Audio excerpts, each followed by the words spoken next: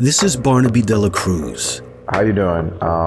My name is Barnaby. He's from the Big Apple, if you haven't guessed. I was raised in Washington Heights. Life could sometimes be shitty. It wasn't like because he wanted to be there to be a dad. He was just kind of like pick up and go, and you fucking see him in a year. And sometimes shady. Again, I basically paid for my high school degree. Barnaby also likes to play poker. Toss money around like it don't mean anything. But we're not here to talk about any of those things. We're here to talk about these guys, and how a confident, cocky, and always hustling Barnaby navigated the early days of working for ride-sharing mobile apps. After college, Barnaby headed to the West Coast where he surfed on couches and lived off the 99-cent store. He eventually scratched a living out of the restaurant business, but made a self-discovery. I went through so many different serving jobs. I started realizing that I have a problem with certain type of personalities. I can't keep being told what to do if I think you're just stupid. We went to a bar and I was going to order a taxi. He's like, no, I'll just order an Uber. And I said, what's an Uber? And he's like, oh, this like app where you just kind of order your own taxi and it comes and it's luxurious and it's cool. So we took that experience and I was asking the driver questions. Like, how did you get in this thing? And because I was intrigued, I said, do you make good money in this? And, and it was actually a lady and she told me she was making like $700 a night. And I was like, what the fuck? In addition to having recently lost his job, Barnaby also purchased a new car. And so he joined Uber.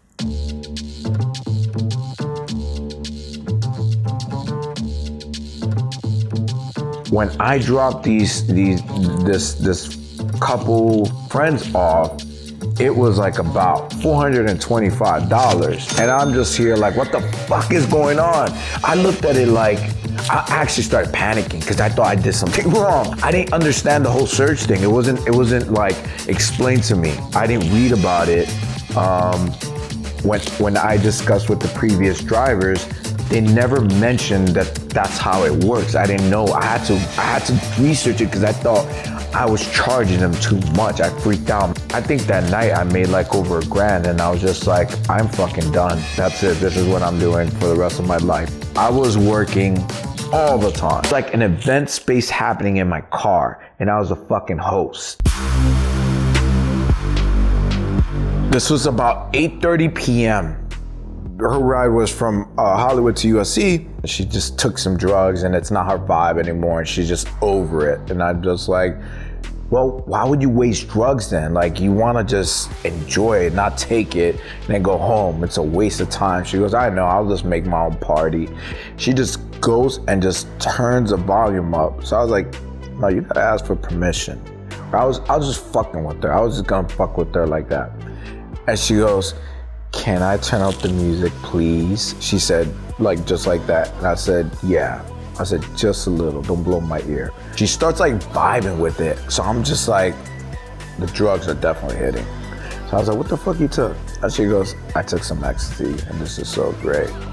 And she goes, don't talk, please. And I said, all right, well, I ain't gonna be friendly to you then. And she goes, no, I wanna feel the music. So I said, all right, you can feel the music. And then she goes, give me your hands. So I'm like, okay. And then she bumps the music a little louder and I can tell she's like vibing, she's like feeling it.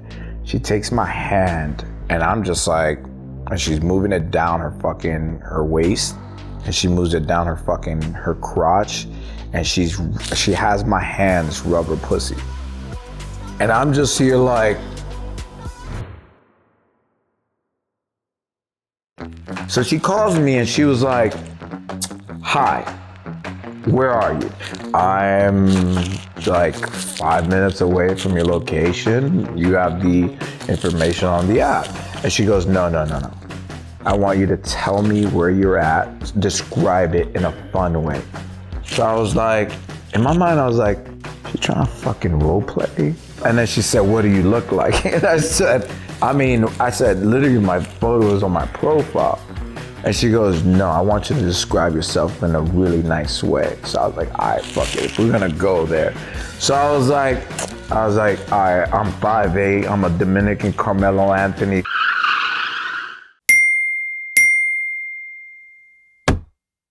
So she gets in my car and I'm taking her to Beverly Hills. She asked me where I'm from because I was listening to Spanish music, and I told her I'm Dominican from New York, and she was like, oh my God, I love bachata. I was like, I could teach you some bachata, and just kind of started flirting with her. I pull up in front of her place. Are you gonna go home with me? And I didn't know what to do. So like her hands are like gripping my hand, so I kind of held her hands too. You know what I'm saying? Like a mutual reaction.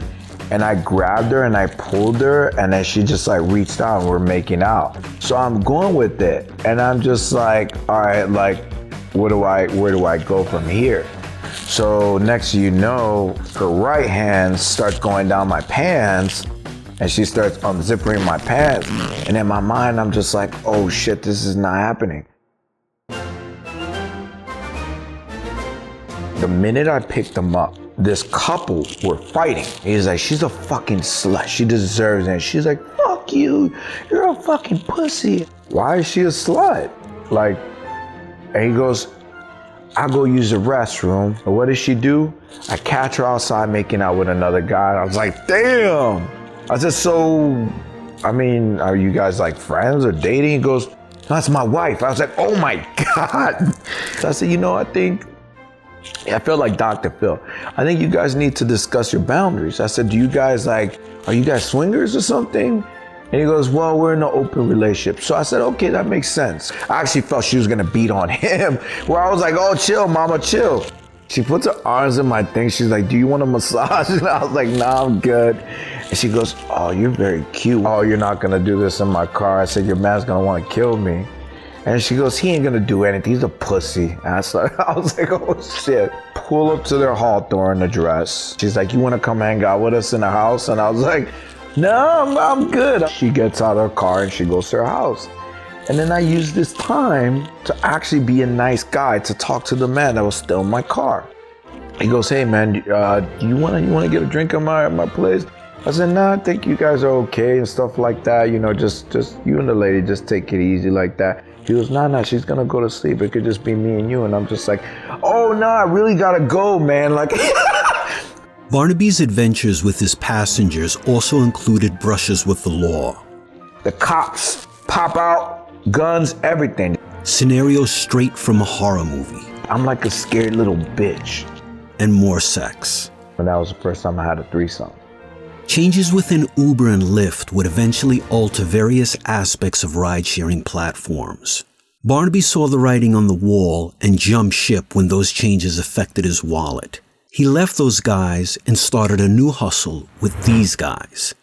But that's a whole set of other stories.